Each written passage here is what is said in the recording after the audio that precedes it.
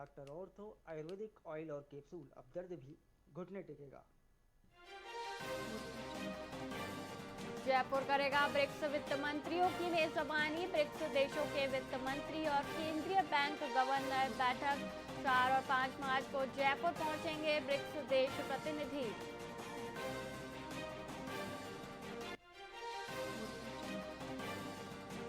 जयपुर की सड़कों पर दौड़ी गुलाबी इलेक्ट्रिक बसें, जीपीएस, सीसीटीवी और पैनिक बटन से लैस। जून तक आएंगी 300 से ज्यादा बसें।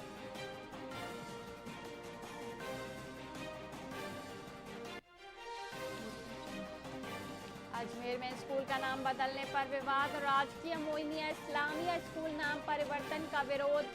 अंजुमन कमेटी ने फैसले को बताया नियम विरुद्ध।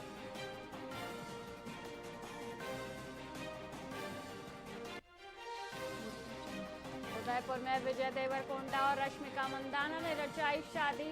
अरावली पहाड़ियों के बीच हुआ विवाह समारोह। तेलुगु परंपरा से संपन्न हुई शादी की रस्में।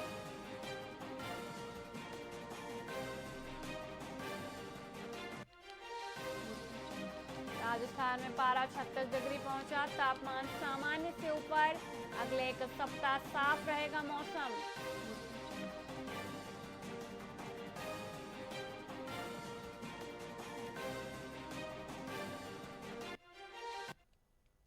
नमस्कार, आप देख रहे हैं वीआईपी न्यूज और मैं हूं वैशाली श्रीवास्तव। आइए रुक करते खबरों की ओर। स्वच्छता सर्वेक्षण 2025 में रैंकिंग सुधारने के लिए नगर परिषद ने महारो पवन चित्तौड़ अभियान का आगाज वार्ड संख्या 12 से किया है। 100 से अधिक कर्मचारियों की टीम नालियों की सफाई, अतिक्रमण हटाने और प्लास्टिक मुक्ति के लिए कपड़े की थैलियां बांटने में जुटी है। प्रशासन के इस प्रयास को सराहा जा रहा है, लेकिन नागरिकों ने केवल सर्वेक्षण के वक्त ही ऐसी सक्रियता दिखाने पर सवाल उठाए हैं। अब देखना होगा कि यह अभियान महज एक अस्थायी कवायद है या शहर की स्थायी सफाई व्यवस्था की शुरुआत। ये कार्यक्रम सफाई संबंधित आयोजित किया गया है। इसमें वैसे तो ये रेगुलर तौर पर जो सफाई होती थी, उसके अलावा जैसे जो हमारे जहाँ पर कमी पेशी बढ़ रही थी, जैसे कुछ नालियों का काम था, कहीं पर टूट फूट हुई थी, कहीं पर जैसे पेड़ जो तारों के ऊपर आ रहे थे, तो उससे संबंधित जितना भी जो एक्स्ट्रा सफाई का काम करवाना था, उसके लिए हमने पहले कमिश्नर साहब से बात की, उनसे वार्तालाप हुआ। उन्होंने और जिला प्रशासन ने जनप्रतिनिधियों आपस में मिलकर जो भी निर्णय लिया और ये महारो पावन चित्तौड़ नाम से एक अभियान, स्वच्छता अभियान की शुरुआत हुई है, जिसका प्रारंभ आज ही हुआ है। ये कार्यक्रम सफाई संबंधित आयोजित किया गया है। इसमें वैसे तो ये रेगुलर तौर पर जो सफाई होती थी, उसके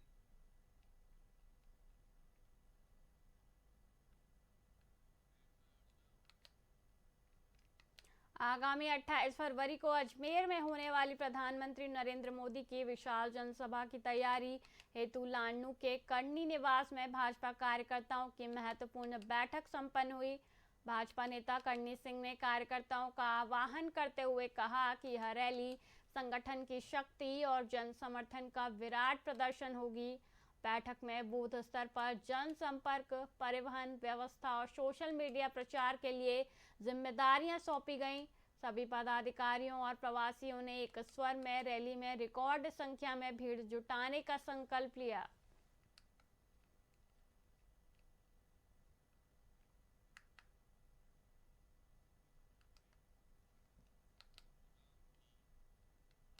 आगामी होली और ईद के त्योहारों को मद्देनजर मारवाड़ जंक्शन थाने में उपखंड अधिकारी महावीर सिंह जोधा की अध्यक्षता में सीएलजी बैठक संपन्न हुई। बैठक में तहसीलदार और थाना अधिकारी ने सभी समुदायों से त्योहारों को आपसी भाईचारे और सौहार्दपूर्ण वातावरण में मनाने की अपील की। इस दौरान क्षेत्र के व्यापारियों और पंचायत प्रशासकों के साथ नगर की सुरक्षा और यातायात व्यवस्था को बेहतर बनाने पर चर्चा की गई। प्रशासन ने स्पष्ट किया कि पर्व के दौरान शांति भंग करने वालों पर कड़ी नजर रखी जाएगी।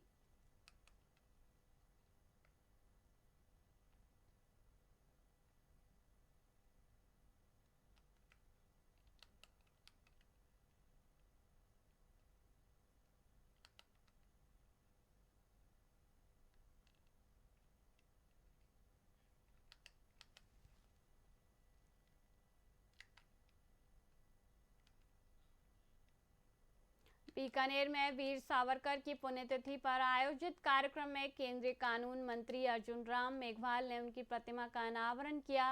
इस दौरान उन्होंने 2003 में संसद के सेंट्रल हॉल में सावरकर की मूर्ति के अनावरण का उल्लेख करते हुए कांग्रेस पर बहिष्कार की राजनीति का आरोप लगाया। कार्यक्रम में साध्वी रिंत भोरा भी मौजूद रहीं, जिन्होंने सावरकर को राष्ट्र की निष्ठा का पौरुष अभिलेख बताया। मंत्री मेघवाल ने इस अवसर पर राजस्थान सरकार द्वारा पंचायती राज चुनाव में 2 बच्चों की अनिवार्यता हटाने के निर्णय को जनहितकारी बताते हुए इसका स्वागत किया। सेंट्रल हॉल में 26 फरवरी 2003 वीर सावरकर जी की मूर्ति का अनावरण हुआ था। APJ अब्दुल कलाम साहब ने किया था। उस समय हमारे राष्ट्रपति थे और प्रधानमंत्री उस समय श्री अटल बिहारी वाजपेयी थे और ये निर्णय हुआ कि वीर सावरकर जी की याद में मूर्ति का अनावरण होना चाहिए। बहुत आर्टिकल छपे। कांग्रेस के नेताओं ने उस समय भी तय किया कि हम इस जो सेंट्रल हॉल में प्रोग्राम हो रहा है उसका बहिष्कार करेंगे। उन्होंने उस समय भी बहिष्कार किया। उस समय कांग्रेस की और आज यहाँ बीकानेर में ये वीर सावरकर जी का अनावरण हो रहा है 60 साल बाद मूर्ति का। तो हमारे लिए सुखद अनुभव है और बहुत अच्छा काम वीर सावरकर जी के नाम से जो पर्यावरण सेवा समिति बनी उनके द्वारा किया गया।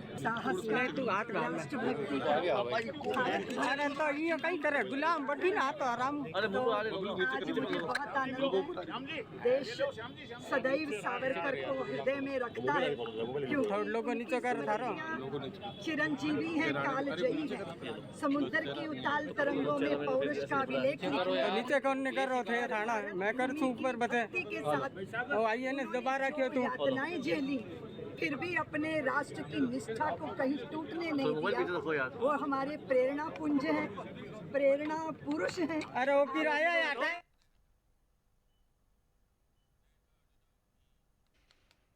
बीकानेर नगर निगम ने यूडी टैक्स जमा न कराने वाले बकायेदारों के खिलाफ सख्त कार्रवाई करते हुए बाबूलाल मोहता की प्रॉपर्टी को सीज कर दिया है।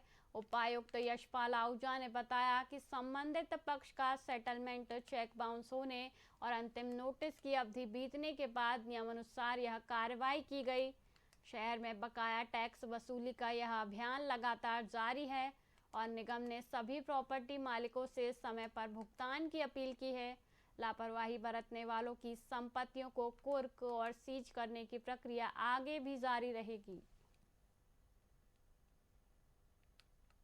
ये जो बाबूलाल मोहता जी की एक प्रॉपर्टी है जिसका यूडी टैक्स कई सालों से जमा नहीं था। इन्होंने सेटलमेंट के साथ में एक चेक भी दिया था पर उनका चेक भी बाउंस हो गया। तो अंतिम कुर्की नोटिस निकालने के बाद हम प्रक्रिया करने के बाद में सीज ऑर्डर निकाला है। इनको तामील करा दिया गया था और अभी इन्होंने ये शॉप पर खुद हाजिर नहीं है, इसलिए जो हम नियमानुसार जो है प्रॉपर्टी को सीज करने की कार्रवाई कर रहे हैं। बीकानेर शहर में ये अभियान लगातार जारी है और सभी जो भी प्रॉपर्टी ऑनर्स हैं जिनका यूडी टैक्स बनता है उनसे अपील की जाती है कि वो निर्धारित समय में अपनी राशि जमा करा दें, अन्यथा निगम को इनको सीज करने पर मजबूर होना पड़े। भरतपुर की उज्जैन तहसील के गांव सैदपुर में दबंगों द्वारा मुख्य रास्ते पर अवैध अतिक्रमण करने से ग्रामीणों का आवागमन पूरी तरह ठप हो गया है। यह मार्ग मंदिर और सिकरौदा गांव को जोड़ने वाला प्रमुख रास्ता है, जिससे प्रतिदिन सैकड़ों लोगों की आवाजाही होती है। ग्रामीणों का आरोप है कि तहसीलदार द्वारा अतिक्रमण हटाने के आदेश दिए जाने के बावजूद प्रशासन अब तक कोई ठोस कार्यवाही नहीं कर पाया है। परेशान ग्रामीणों ने जिला प्रशासन से शीघ्र हस्तक्षेप कर रास्ता खुलवाने की मांग की है। साहब एक गौत का मामला हो, इसने एक व्यक्ति ने हजारों आदमियों का रास्ता रोक रखा है।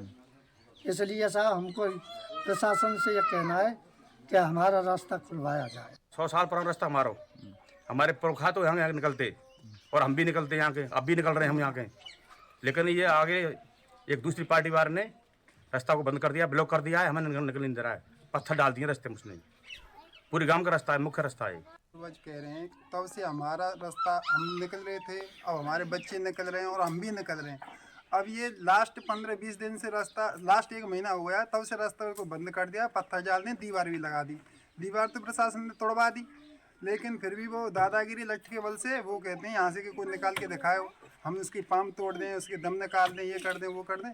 इसलिए जनता डर हुई है। कम से कम 1500 लोग रोजाना इधर से आते जाते, सभी का रास्ता बंद पड़ा हुआ है। प्रशासन से ये निवेदन है कि जितना जल्दी हो सके ये रास्ता चालू करवाया जाए और अब लोगों बाग जितना चारा जैसे पैदल चलने की व्यवस्था है वो सुचारू रूप से चालू हो सके।